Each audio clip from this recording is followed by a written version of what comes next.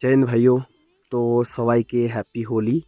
তো বিশেষ করে আমি বিভিন্ন ইউটিউবার বা ফেসবুকে চ্যানেলের মতো তোমাদেরকে কেন বলি না যে হ্যাপি হোলি, শুভ দুর্গাপূজার শুভেচ্ছা, এসব কেন বলি না?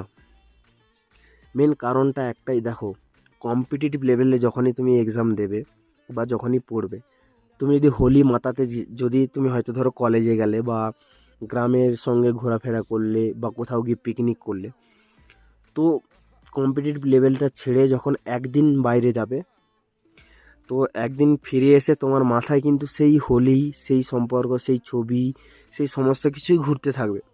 তো তুমি সেই কম্পিটিটিভ লাইন থেকে কমসে কম 10 থেকে 15 দিন পিছিয়ে যাবে, আবার ঘুরে সেই জায়গাটাতে আসতে।